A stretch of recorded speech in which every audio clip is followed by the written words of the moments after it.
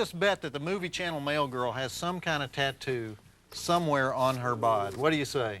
What are you asking? Do you have a tattoo? Like maybe a little butterfly or something in a strategic place? Do you see a little butterfly? No. Then that's all you need to know about it. Look, you know, you only have 1 month left here before we're off the air. Sooner or later, you're going to have to stop playing so hard to get. Later. Why don't you sit on my lap at least? Sit on my lap and we'll read the mail together. Are you kidding? I don't know where that lap has been. Here's the letter. It's from Debbie and Dan Burton of Wasilla, Alaska. Oh, on your lap. Dear Joe Bob, couple of things. If the movie channel listens to you, what is this, some kind of sick joke here? Could you tell them to list your favorite movies as drive-in theater or even just Briggs and then the movie's name in the TV guide? We pick you up off satellite where we get both East and West channels and sometimes miss you since they don't label the movie as drive-in theater in the 2 satellite guides we get. Dan, my husband, and I both think you are the funniest guy on TV. Your discussion of the particle accelerator made us laugh ourselves silly. Carson should have offered the Tonight Show to you. Leno is not as funny on his best night as you are on an off night. You are not just another cookie-cutter comedian. Nobody else is like you. Also, could you show Billy Jack Goes to Washington on your show? I think it is timely where Tom McLaughlin is running for president. With the kindest of regards, Debbie and Dan Burton. Well, Debbie and Dan, as an unemployed cable slave, I really appreciate your comments. Were you listening to that, honey? Were you listening to these comments? They should have offered me the Leno show. That's what she said. I could have been a wealthy man, could have taken you shopping in Beverly Hills, bought you a Jaguar or something, convinced you to be my girlfriend. So what are you saying? I'm saying, please, I'll do anything. Come on. You think this is about money? Is that what you think? No, I guess not. Well, how much money do you have? Me? Yeah. I got like 50, 60. $50,000 or $60,000? And you want to date me? Yeah, 50, 60,000. Yeah. My God, who does she date? Don't even tell me. Don't even tell me. I don't want to know. Like a cyborg? It's time for Joe Bob's Advice to the Hopeless, and here she is, the famous movie channel mail girl. How you doing, hon? What did you mean by that? Built like a cyborg. It just means the perfect body. That's you. And cyborgs don't have any brains. Sure they do. Cyborgs have perfect brains. They're computers. Except when they get electrocuted and then they get PMS.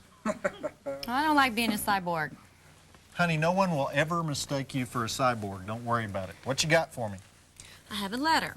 It's from Thomas J. Clark of Pittsburgh. Just a letter, huh? Okay. Dear Joe Bob, you recently read a letter from a fan who became engaged one night while not watching drive-in theater. Your correspondent noted that her fiancé had been a drive-in theater fan ever since he moved to California from Pittsburgh. I quote your correspondent, "I don't think they have much of what you city slickers call culture in Pittsburgh, but they sure do in California. I wish you had responded by coming to Pittsburgh's defense and noting the important role it plays on drive-in theater. Do you realize how many of your movies have a Pittsburgh connection? You recently showed the original Night of the Living Dead, which along with its sequels was filmed in Pittsburgh. Large parts of Silence of the Lambs, a highbrow drive-in movie if ever there was one, was shot in Pittsburgh. The irony is that when you allowed the insult to Pittsburgh to pass unchallenged, you had just then shown the movie Two Evil Eyes, which was filmed almost entirely in Pittsburgh. It sounds to me as if your California correspondent should learn about life and culture outside La La Land. She should also learn the difference between Will You Marry Me from the down on one knee position while holding out a diamond ring and Sure, I'll marry you from between the sheets while not watching drive-in theater. Yours truly, Thomas J. Clark. Thomas, good point. You are right. Pittsburgh is a great drive-in town, always has been. There have been dozens of low-budget flicks shot in and around Pittsburgh, and wasn't part of The Stand shot in Pittsburgh? I believe so. And you're right, a lot of these lowlifes that watch my show, they wouldn't know romance if it bit them on the ass. Honey, what would you do if I got down on my knee and gave you a diamond ring? I accept the ring as severance pay. I knew you were going to say something like that. Look, maybe we should both look at the cancellation of drive-in theater as an opportunity, not as a penalty. We lose a TV show, but we begin this beautiful relationship. Maybe move to Miami, have a couple of kids, and one kid maybe. No kids, forget the kids. I don't want kids. But we could, you know, buy a condo and stay in bed all day.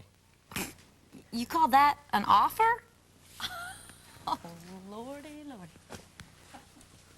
Should have started with flowers.